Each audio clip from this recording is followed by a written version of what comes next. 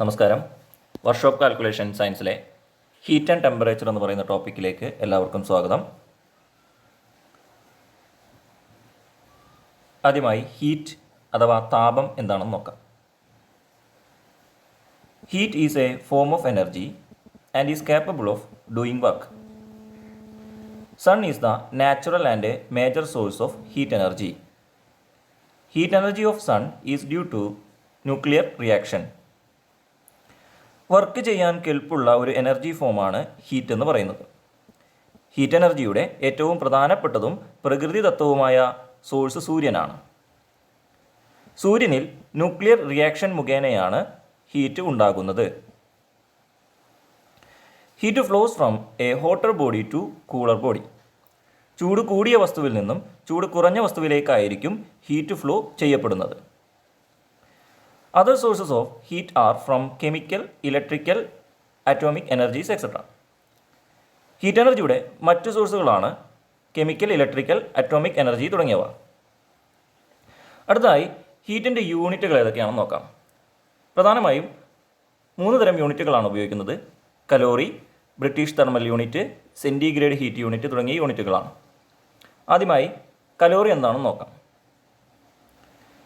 The quantity of heat required to raise the temperature of 1 gram of water through 1 degree Celsius is called 1 calorie.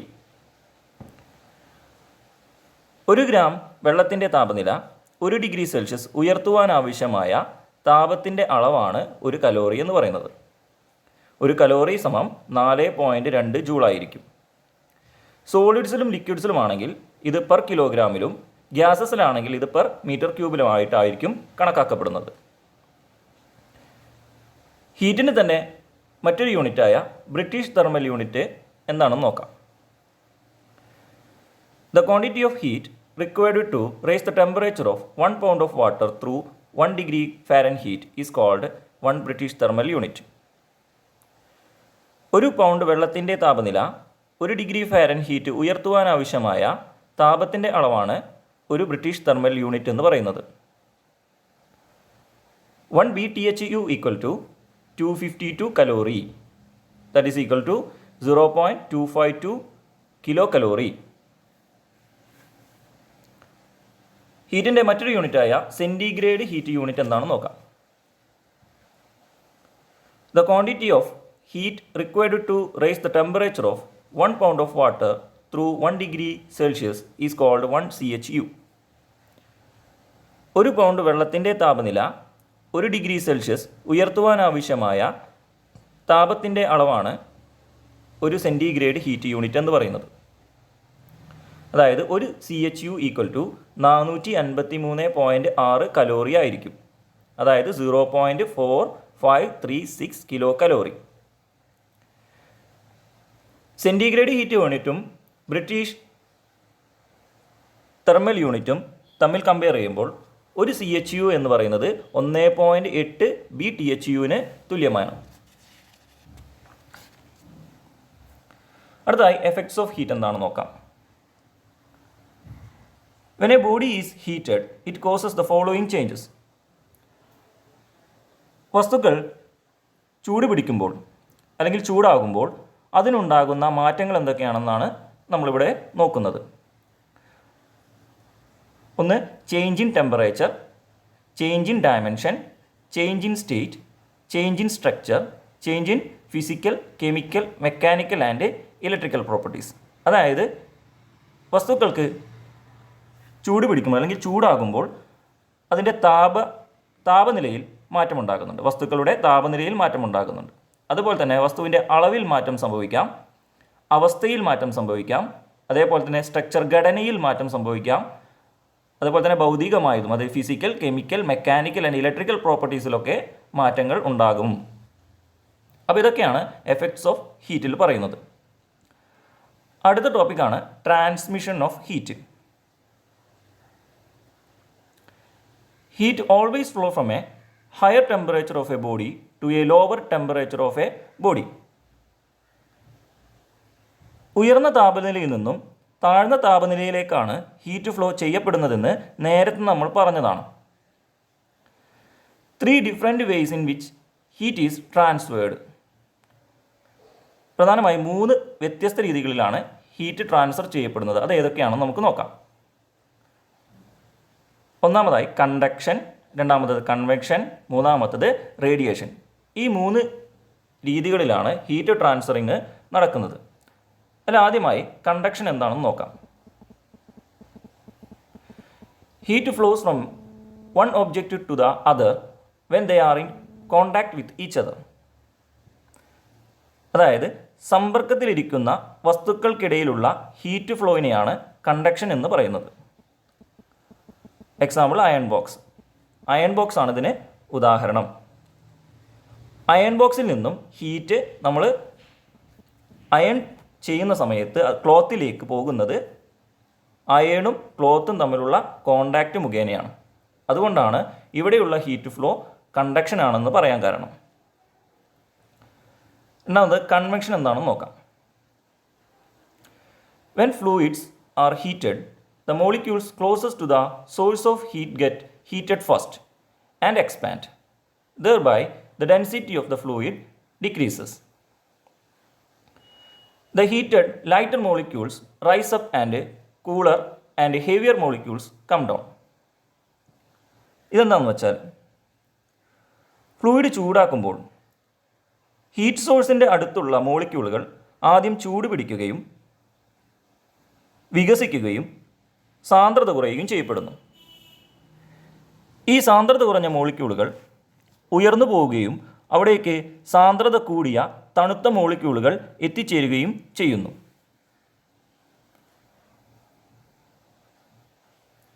Convection is the transfer of heat due to the actual movement of particles. അതായത് particle അഥവാ കണികകളുടെ ചലനം കാരണമുള്ള heat ട്രാൻസ്ഫറിനെയാണ് convection എന്ന് പറയപ്പെടുന്നത്. ഇതിനുദാഹരണം domestic hot water system, അതേപോലെ തന്നെ കൂളിംഗ് സിസ്റ്റമിനെ മോട്ടോർ കാർ. ഇതെന്താണെന്ന് വെച്ചാൽ സാധാരണ നമ്മൾ വെള്ളം ചൂടാക്കുമ്പോൾ നമ്മൾ തീ കത്തിക്കുന്ന ഭാഗത്ത് നിന്നും ചൂട് വെള്ളത്തിലേക്ക് വരുന്നത് കൺവെക്ഷൻ മുഖേനയാണ്. അതായത് ചൂടാകുന്ന സമയത്ത് പാത്രത്തോട് ചേർന്ന് കിടക്കുന്ന വെള്ളത്തിൻ്റെ മോളിക്യൂൾസ് ചൂടാവുകയും അത് മുകളിലേക്ക് അത് വികസിച്ച് സാന്ദ്രത കുറഞ്ഞ് അതിൻ്റെ മോളിക്യൂളുകൾ മുകളിലേക്ക് പോകുമ്പോൾ വെള്ളത്തിൻ്റെ മുകളിലുള്ള മോളിക്യൂളുകൾ താഴേക്ക് വരികയും അങ്ങനെയുള്ള ഹീറ്റ് ട്രാൻസ്ഫറിങ് ആണ് അവിടെ നടക്കുന്നത്. അടുത്ത പറയുന്നത് നോക്കി, കൂളിംഗ് സിസ്റ്റമിൻ്റെ മോട്ടോർ കാർ. കൂളിംഗ് സിസ്റ്റം ഉദ്ദേശിച്ചത് കാറിൻ്റെ എൻജിൻ തണുപ്പിക്കുന്ന കൂളിംഗ് സിസ്റ്റമാണ്. അതായത് എൻജിന് പുറമേ കൂടെ എന്ത് ചെയ്യുന്നുണ്ട്, ഈ കൂളിംഗ് വാട്ടർ എന്ത് ചെയ്യുന്നു, പോകുമ്പോൾ എൻജിനിലുള്ള ചൂട് ഈ കൂളിംഗ് വാട്ടറിലേക്ക് ട്രാൻസ്ഫർ ചെയ്യപ്പെടുന്നത് ഏത് മുഖേനയാണ്? കൺവെക്ഷൻ എന്ന് പറയുന്ന പ്രോസസ്സ് മുഖേനയാണ്. ഓക്കെ, നമുക്ക് അടുത്തത് റേഡിയേഷൻ എന്താണെന്ന് നോക്കാം. The process by which heat is transferred without the help of any material or medium. ഇതെന്ന് വെച്ചാൽ ഉപകരണങ്ങളുടെയോ മാധ്യമങ്ങളുടെയോ സഹായമില്ലാതെ തന്നെ ഹീറ്റ് ട്രാൻസ്ഫർ നടക്കുന്നതിനെയാണ് റേഡിയേഷൻ എന്ന് പറയുന്നത്. ഉദാഹരണം, the heat of the sun travels through the space.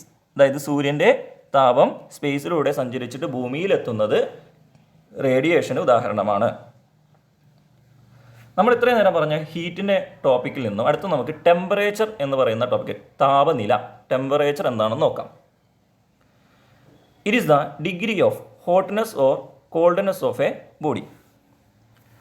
വസ്തുവിനുണ്ടാകുന്ന ചൂടിൻ്റെയോ അഥവാ തണുപ്പിൻ്റെയോ അളവാണ് ടെമ്പറേച്ചർ അല്ലെങ്കിൽ താപനില എന്ന് പറയുന്നത്. It is measured by thermometer and its unit is degree. Temperature measure ചെയ്യുന്നത് തെർമോമീറ്റർ ഉപയോഗിച്ച് കൊണ്ടാണ്. ടെമ്പറേച്ചറിൻ്റെ യൂണിറ്റ് എന്ന് പറയുന്നത് ഡിഗ്രിയാണ്. അടുത്തതായി നമുക്ക് ടെമ്പറേച്ചറും അത് അളക്കാൻ ഉപയോഗിക്കുന്ന ഇൻസ്ട്രുമെൻസും ഏതൊക്കെയാണെന്ന് നോക്കാം. ബിലോ 0 ഡിഗ്രി സെൽഷ്യസ്, 0 ഡിഗ്രി സെൽഷ്യസിന് താഴെയാണെന്നുണ്ടെങ്കിൽ നമുക്ക് ഗ്യാസ് തെർമോമീറ്ററാണ് ടെമ്പറേച്ചർ അളക്കാൻ വേണ്ടി ഉപയോഗിക്കുന്നത്. 75 ഡിഗ്രി സെൽഷ്യസിനും 114 ഡിഗ്രി സെൽഷ്യസിനും ഇടയിലുള്ള ടെമ്പറേച്ചർ അളക്കുന്നതിന് വേണ്ടി ആൽക്കഹോൾ തെർമോമീറ്ററുകൾ ഉപയോഗിക്കുന്നു. Up to 300 degree Celsius, 300 degree Celsius വരെയുള്ള താപനില അളക്കുവാൻ മെർക്കുറി തെർമോമീറ്ററുകളാണ് ഉപയോഗിക്കുന്നത്. Above 300 degree Celsius up to 3000 degree Celsius 300 മുതൽ 3000 ഡിഗ്രി സെൽഷ്യസ് വരെയുള്ള താപനില അളക്കാൻ വേണ്ടി പൈറോമീറ്ററുകളും ഉപയോഗിക്കുന്നു. അടുത്ത നമ്മുടെ ടോപ്പിക്ക് ഡിഫറെൻറ്റ് ടൈപ്പ് ഓഫ് പൈറോമീറ്റേഴ്സ് ആണ്. അതായത് എത്ര തരം പൈറോമീറ്ററുകൾ അല്ലെങ്കിൽ പൈറോമീറ്ററുകളെ പറ്റിയാണ് നമ്മൾ പഠിക്കുന്നത്. പ്രധാനമായും 2 തരം പൈറോമീറ്ററുകളാണ്. ഒന്ന് തെർമോ ഇലക്ട്രിക് പൈറോമീറ്ററുകളും റേഡിയേഷൻ പൈറോമീറ്ററുകളുമാണ്. അതിൽ നമുക്ക് ആദ്യത്തെ പൈറോമീറ്റർ നോക്കാം, തെർമോ ഇലക്ട്രിക് പൈറോമീറ്ററുകൾ. Based on the thermocouple element, these are classified into 2. Thermoelectric പൈറോമീറ്ററുകളിൽ ഉപയോഗിക്കുന്ന തെർമോകപ്പിൾ എലമെൻറ്റുകൾ അനുസരിച്ച് തെർമോ ഇലക്ട്രിക് പൈറോമീറ്ററുകളെ പ്രധാനമായും 2ആയി തരംതിരിച്ചിരിക്കുന്നു. ഒന്ന് കോപ്പർ ആൻഡ് കോൺസ്റ്റൻറ്റ്, രണ്ടാമത്തത് platinum and rhodium. Copper and constant, കോപ്പറും ഏതെങ്കിലും ഒരു കോൺസ്റ്റൻറ്റ് മെറ്റീരിയലുമായിരിക്കും ഇതിൽ തെർമോകപ്പിൾ എലമെൻ്റായിട്ട് ഉപയോഗിച്ചിട്ടുണ്ടാവുക. അതുപയോഗിച്ച് 600 ഡിഗ്രി സെൽഷ്യസ് വരെ നമുക്ക് മെഷർ ചെയ്യാൻ സാധിക്കും. അതുപോലെ തന്നെ പ്ലാറ്റിനവും റോഡിയവുമാണ് തെർമോകപ്പിൾ എലമെൻറ്റുകളായിട്ട് ഉപയോഗിച്ചിരുന്നെങ്കിൽ അത്തരം ഇൻസ്ട്രുമെൻ്റ് വെച്ച് നമുക്ക് 1600 ഡിഗ്രി സെൽഷ്യസ് വരെ നമുക്ക് അളക്കാൻ സാധിക്കും. അപ്പോൾ തെർമോ ഇലക്ട്രിക് പൈറോമീറ്ററുകളെ പ്രധാനം 2ആയി തരംതിരിച്ചിട്ടുണ്ട്, കോപ്പർ ആൻഡ് കോൺസ്റ്റൻറ്റും പ്ലാറ്റിനം ആൻഡ് റോഡിയം. ഓക്കെ, അടുത്ത നമുക്ക് റേഡിയേഷൻ പൈറോമീറ്റർ നോക്കാം. റേഡിയേഷൻ പൈറോമീറ്ററുകൾ ഉപയോഗിച്ചുകൊണ്ട് നമുക്ക് 3000 ഡിഗ്രി സെൽഷ്യസ് വരെ അളക്കാൻ സാധിക്കും. ഓക്കെ, നമുക്ക് ഇപ്പോൾ പറഞ്ഞ ഹീറ്റും ടെമ്പറേച്ചറും നമ്മൾ പറഞ്ഞു കഴിഞ്ഞാൽ അതിൻ്റെ ഒരു കമ്പാരിസൺ ടേബിളാണ്. നമ്മൾ പറഞ്ഞ കാര്യങ്ങൾ തന്നെയാണ് ഒരു ടേബിൾ ആക്കി വെച്ചിട്ടുണ്ടെന്നുള്ളൂ. ഓക്കെ, നമ്മൾ പഠിക്കാൻ എളുപ്പത്തിന് വേണ്ടിയിട്ടാണ് ടേബിൾ ആക്കി വെച്ചത്. ഹീറ്റും ടെമ്പറേച്ചറും ഒന്ന് കമ്പയർ ചെയ്ത് നോക്കാം. Okay, heat is a form of energy. Temperature is not a energy but it is the degree of hotness or coldness of a body. അപ്പോൾ പറയുന്നത് ഹീറ്റ് എന്ന് പറയുന്നത് ഒരു എനർജി ഫോമാണ്, ടെമ്പറേച്ചർ എന്ന് പറയുന്നത് എന്തല്ല, ഒരു എനർജി ഫോമല്ല, വസ്തുവിൻ്റെ ചൂടിൻ്റെയോ തണുപ്പിൻ്റെയോ അളവാണ്, താപനിലയാണ് എന്ത് പറയുന്നത്, ടെമ്പറേച്ചർ എന്ന് പറയുന്നത്. ഓക്കെ, ഹീറ്റിൻ്റെ യൂണിറ്റുകൾ ഏതൊക്കെയാണെന്ന് ചോദിച്ചാൽ joule, calorie, British thermal unit, centigrade heat unit തുടങ്ങിയവയാണ് ഹീറ്റിൻ്റെ യൂണിറ്റുകൾ. എന്നാൽ ടെമ്പറേച്ചറിൻ്റെ യൂണിറ്റ് ഏതൊക്കെയാണെന്ന് ചോദിച്ചാൽ സെൻറ്റിഗ്രേഡ്, ഫാരൻഹീറ്റ്, കെൽവിൻ, റീമർ തുടങ്ങിയവയാണ് ടെമ്പറേച്ചറിൻ്റെ യൂണിറ്റുകൾ പറയുന്നത്. ഹീറ്റ് മെഷർ ചെയ്യാൻ ഉപയോഗിക്കുന്ന ഉപകരണം കലോറിമീറ്ററാണ്. പ്രത്യേകം ശ്രദ്ധിക്കണം, ഹീറ്റ് മെഷർ ചെയ്യാൻ ഉപയോഗിക്കുന്ന ഇൻസ്ട്രുമെൻ്റ് എന്ന് പറയുന്നത് കലോറിമീറ്ററും ടെമ്പറേച്ചർ മെഷർ ചെയ്യാൻ ഉപയോഗിക്കുന്ന ഇൻസ്ട്രുമെൻ്റ് ഏതാണെന്ന് ചോദിച്ചാൽ എന്താണ്, തെർമോമീറ്ററുമാണ്. ഓക്കെ, സാധാരണ ചോദിച്ച് കണ്ടിട്ടുള്ള ക്വസ്റ്റ്യൻ ആണ് യൂണിറ്റും അതേപോലെ തന്നെ ഇൻസ്ട്രുമെൻസും ഏതൊക്കെയാണെന്നുള്ളത്, ഹീറ്റും ടെമ്പറേച്ചറും മെഷർ ചെയ്യാനുള്ളതും കേട്ടോ, അത് പ്രത്യേകം ശ്രദ്ധിക്കണം. ഓക്കെ, അടുത്ത ടെമ്പറേച്ചർ സ്കെയിൽസ് ആണ്. Normally 4 scales are used to measure temperature. സാധാരണയായി 4 സ്കെയിലുകളാണ് ടെമ്പറേച്ചർ മെഷർമെൻറ്റിന് ഉപയോഗിക്കുന്നത്. അതായത് ടെമ്പറേച്ചർ മെഷർമെൻറ്റിന് ഉപയോഗിക്കുന്ന സ്കെയിൽസിനെ പറ്റിയിട്ടാണ് നമ്മളിവിടെ പറയുന്നത്. Okay, temperature are calibrated between freezing and boiling point of water. അതായത് വാട്ടറിൻ്റെ ഫ്രീസിംഗ് പോയിന്റിനെയും ബോയിലിംഗ് പോയിന്റിനെയും ബേസ് ചെയ്തിട്ടുള്ള അളവുകളാണ് താഴെ കൊടുത്തിട്ടുള്ളത്. ഓക്കെ, ആ സ്കെയിലുകൾ ഏതൊക്കെയാണെന്ന് നോക്കുക. സെൻറ്റിഗ്രേഡ്, ഫാരൻഹീറ്റ്, കെൽവിൻ, റീമർ തുടങ്ങിയ സ്കെയിലുകളിലാണ് ടെമ്പറേച്ചർ മെഷർ ചെയ്തിട്ടുള്ളത്. അതിൽ ഫ്രീസിംഗ് പോയിന്റും ബോയിലിംഗ് പോയിന്റും വാട്ടറിൻ്റെ കാണിച്ചിട്ടുണ്ട്. സെൻറ്റിഗ്രേഡിലാണെങ്കിൽ വാട്ടറിൻ്റെ ഫ്രീസിംഗ് പോയിന്റ് 0 ഡിഗ്രി സെൽഷ്യസും ബോയിലിംഗ് പോയിന്റ് 100 ഡിഗ്രി സെൽഷ്യസും ആയിരിക്കും. ഫാരൻഹീറ്റിലാണ് പറയുന്നതെങ്കിൽ വാട്ടറിൻ്റെ ഫ്രീസിംഗ് പോയിന്റ് എന്നത് 32 ഡിഗ്രി ഫാരൻഹീറ്റും ബോയിലിംഗ് പോയിന്റ് എന്ന് പറയുന്നത് 212 ഡിഗ്രി ഫാരൻഹീറ്റുമാണ്. കെൽവിനിലാണ് പറയുന്നതെങ്കിൽ വാട്ടറിൻ്റെ ഫ്രീസിംഗ് പോയിന്റ് എന്ന് പറയുന്നത് 273 കെൽവിനും ബോയിലിംഗ് പോയിന്റ് എന്ന് പറയുന്നത് 373 കെൽവിനുമായിരിക്കും. ഓക്കെ, റീമറിലാണെന്നുണ്ടെങ്കിലോ ഫ്രീസിംഗ് പോയിന്റ് ഓഫ് വാട്ടർ എന്ന് പറയുന്നത് 0 ഡിഗ്രി റീമറും ബോയിലിംഗ് പോയിന്റ് എന്ന് പറയുന്നത് 80 ഡിഗ്രി റീമറും ആയിരിക്കും. അപ്പോൾ ഈ ടേബിൾ ഒന്ന് ശ്രദ്ധിക്കുക. ഇവിടെ ഡിഫറെൻറ്റ് സ്കെയിൽസിലുള്ള ഫ്രീസിംഗ് പോയിന്റുകൾ നോക്കുക. 0 ഡിഗ്രി സെൽഷ്യസിലാണ് നമ്മൾ എന്ത് ചെയ്യുന്നത്, വാട്ടർ ഫ്രീസ് ആവുന്നത്, ഐസ് ആകുന്നത് അല്ലേ. ഫാരൻഹീറ്റിൽ പറയുകയാണെങ്കിൽ എപ്പോഴാണ് ഐസ് ആവുകയെന്ന് ചോദിച്ചാൽ നമ്മൾ എന്താ പറയുക, 32 ഡിഗ്രി ഫാരൻഹീറ്റിലാണ് വാട്ടർ ഐസ് ആകുന്നത് അല്ലേ. കെൽവിനിൽ പറയുകയാണെങ്കിലോ 273 കെൽവിനിലാണ് അല്ലേ. റീമറിൽ പറയുകയാണെങ്കിലോ 0 ഡിഗ്രി റീമറിലാണ്. അപ്പോൾ ആ അളവുകൾ പറയുന്നത് ശ്രദ്ധിക്കാം. ഇനി നേരെ നോക്കി വാട്ടറിൻ്റെ ബോയിലിംഗ് പോയിന്റ് പറയുകയാണ്. വാട്ടറിൻ്റെ തിളനില അല്ലേ, എപ്പോഴാണ് തിളയ്ക്കുന്നതെന്ന് പറയുകയാണ് അല്ലേ. അതായത് നീരാവി ആകുന്നതിന് തൊട്ട് മുന്നുള്ള അവസ്ഥ അല്ലേ, നീരാവി ആവാൻ തുടങ്ങുന്ന അവസ്ഥയാണ് എന്ത്, ബോയിലിംഗ് അല്ലേ. അപ്പോൾ സെൻറ്റിഗ്രേഡിൽ പറയുകയാണെങ്കിലോ 100 ഡിഗ്രി സെൽഷ്യസ് ആണ് ബോയിലിംഗ് പോയിന്റ് വാട്ടറിൻ്റെ അല്ലേ. ഫാരൻഹീറ്റിൽ പറയുകയാണെങ്കിലോ 212 ഡിഗ്രി ഫാരൻഹീറ്റ് അല്ലേ. കെൽവിനിലാണെങ്കിലോ 373 കെൽവിൻ. റീമറിലാണെന്നുണ്ടെങ്കിൽ 80 ഡിഗ്രി റീമർ അല്ലേ. ഓക്കെ, ഇതിൽ നിന്ന് നമുക്കൊരു റിലേഷൻ വെച്ചിട്ട്, അതായത് ഡിഗ്രിയും ഫാരൻഹീറ്റും റീമറും കെൽവിനും ഒക്കെ വെച്ചിട്ട് ഒരു റിലേഷൻ ചെയ്തിട്ട് ഒരു ഇക്വേഷൻ നമ്മൾ ഫോം ചെയ്തിട്ടുണ്ട്. ഇക്വേഷൻ ശ്രദ്ധിക്കുക. Degree Celsius by 100 equal to Fahrenheit minus 32 by 180 equal to Reaumur by 180 equal to Kelvin minus 273 by 100. അപ്പോൾ ഈ ഇക്വേഷൻ ശ്രദ്ധിക്കുക, നമ്മൾ പ്രോബ്ലം ചെയ്യാനും നമുക്ക് ആവശ്യമാണ്. മുകളിലെ ഇക്വേഷനിൽ സെൻറ്റിഗ്രേഡും ഫാരൻഹീറ്റും തമ്മിലുള്ള റിലേഷൻ വെച്ചിട്ട് നമ്മൾ ആ ഇക്വേഷൻസിനൊന്ന് വേറെ രീതിയിൽ എഴുതിയിട്ടുണ്ട്. താഴെ ശ്രദ്ധിക്കുക. Degree Fahrenheit is equal to 9/5 into degree Celsius plus 32. അതായത് ഫാരൻഹീറ്റ് കണ്ടുപിടിക്കാനാണെങ്കിൽ ഡിഗ്രി സെൽഷ്യസ് തന്നിട്ട് ഫാരൻഹീറ്റ് കണ്ടുപിടിക്കാനുള്ള ഇക്വേഷനാണ് അവിടെ ഉള്ളത്. റൈറ്റ് സൈഡിൽ താഴെ ഡിഗ്രി സെൽഷ്യസ് കണ്ടുപിടിക്കണമെങ്കിൽ, അതായത് ഡിഗ്രി ഫാരൻഹീറ്റ് തന്നാൽ ഡിഗ്രി സെൽഷ്യസ് കണ്ടുപിടിക്കാൻ വേണ്ടിയിട്ടുള്ള ഇക്വേഷനാണ് degree celsius is equal to 5/9 into F minus 32 എന്ന് പറയുന്ന ഇക്വേഷൻ. ഇനി നമുക്കൊന്ന് പ്രോബ്ലത്തിലേക്ക് പോകാം. Okay, first question, convert 110 degree fahrenheit temperature into degree celsius. അപ്പോൾ ഫാരൻഹീറ്റിനെ ഡിഗ്രി സെൽഷ്യസിലേക്കാണ് മാറ്റേണ്ടത്. അപ്പോൾ നമ്മൾ ഇക്വേഷൻ എഴുതാം. എന്താ ഇക്വേഷൻ? ഡിഗ്രി സെൽഷ്യസ് കണ്ടുപിടിക്കണം അല്ലേ? അപ്പോൾ degree Celsius C is equal to 5/9 into F minus 32 എന്ന് പറയുന്ന ഇക്വേഷൻ എഴുതി. ഇതിൽ F തന്നിട്ടുണ്ട് അല്ലേ? എത്രയാ? 110 അല്ലേ? ആ 110 എന്ത് ചെയ്യാൽ മതി? ഇക്വേഷനിൽ അപ്ലൈ ചെയ്ത് കൊടുത്താൽ നമുക്ക് ഉത്തരം ചെയ്യാൻ പറ്റും അല്ലേ? ഇതാ 5/9 ഇൻറ്റു എഫിൻ്റെ ഇവിടെ 110 മൈനസ് 32 നമ്മൾ ചെയ്തു എടുത്തല്ലേ? അതിന് ഫൈനൽ ആൻസർ എത്ര കിട്ടി? ഈ പ്രോബ്ലം ചെയ്ത് കഴിഞ്ഞാൽ 43.3 ഡിഗ്രി സെൽഷ്യസ് എന്ന് നമുക്ക് കിട്ടും. അതാണ് ഡിഗ്രി സെൽഷ്യസിലെ അളവ് കിട്ടിയത്. ഓക്കെ ആണല്ലോ? ഒരു ക്വസ്റ്റ്യൻ കൂടി ചെയ്ത് നോക്കാം നമുക്ക്. Convert 0 degree celsius into degree Fahrenheit അല്ലേ? അപ്പോൾ സെൽഷ്യസിലുള്ളതിനെ ഫാരൻഹീറ്റിലേക്ക് മാറ്റാനാണ് പറയുന്നത് അല്ലേ? അപ്പോൾ നമുക്ക് ഇക്വേഷൻ ഉണ്ട് അല്ലേ? ഫാരൻഹീറ്റിൻ്റെ ഇക്വേഷൻ എന്തായിരുന്നു? F is equal to 9/5 into C plus 32 ആയിരുന്നു അല്ലേ ഇക്വേഷൻ? ഇക്വേഷനിൽ എന്ത് ചെയ്യുക? വാല്യൂ അപ്ലൈ ചെയ്ത് കൊടുക്കുക. C എന്തായിരുന്നു? 0 ആണല്ലേ? 0 അപ്ലൈ ചെയ്ത് കൊടുക്കുമ്പോൾ നമുക്ക് ഫൈനൽ ആൻസർ എന്ത് കിട്ടി? 32 ഡിഗ്രി ഫാരൻഹീറ്റ് എന്ന് കിട്ടി അല്ലേ? നമ്മൾ നേരത്തെ ടേബിളിലുണ്ട് അല്ലേ? 0 ഡിഗ്രി സെൽഷ്യസ് 32 ഡിഗ്രി ഫാരൻഹീറ്റ്. എന്താ അതിൻ്റെ പ്രത്യേകത? ഫ്രീസിങ് പോയിന്റ് ഓഫ് വാട്ടർ ആണ് അല്ലേ? ഓക്കെ, ചില പ്രോബ്ലംസ് നമുക്ക് ചെയ്യേണ്ട ആവശ്യം വരില്ല. ഡയറക്റ്റ് എന്തുണ്ടാവും? ടേബിളിൽ തന്നെ ഉണ്ടാവും.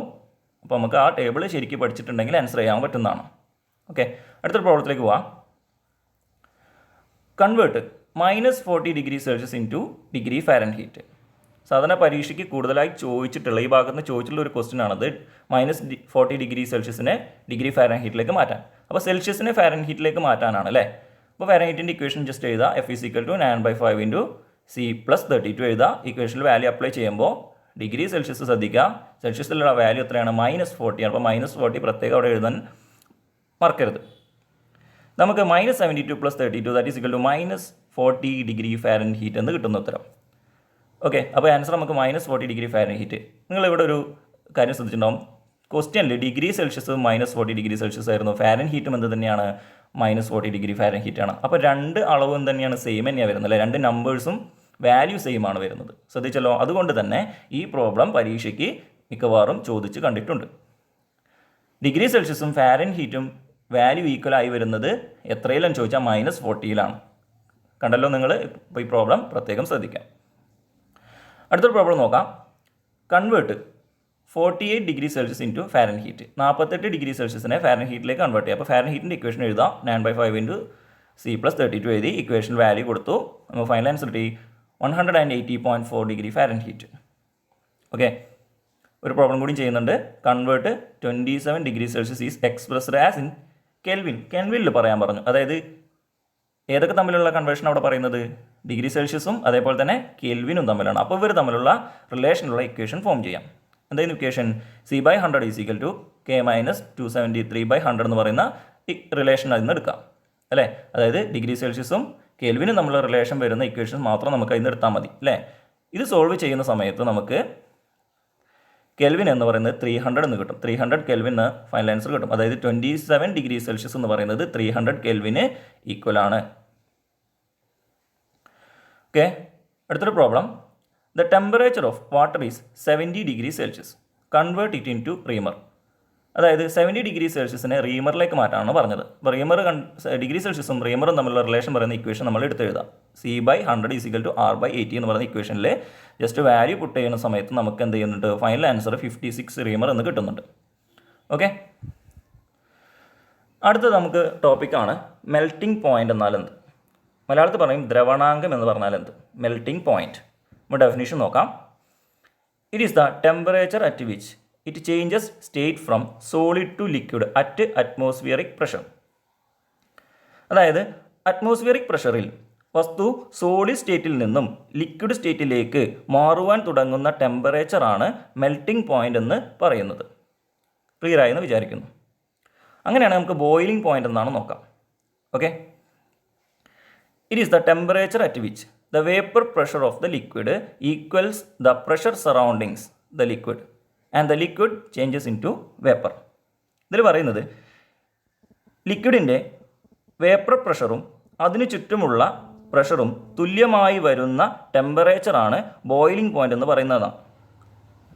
യഥാർത്ഥത്തിൽ ഉദ്ദേശിച്ചത് ലിക്വിഡ് നീരാവിയായി മാറാൻ തുടങ്ങുന്ന ടെമ്പറേച്ചറാണ് യഥാർത്ഥത്തിൽ ബോയിലിംഗ് പോയിന്റ് എന്ന് പറയുന്നത്. Okay, thank you.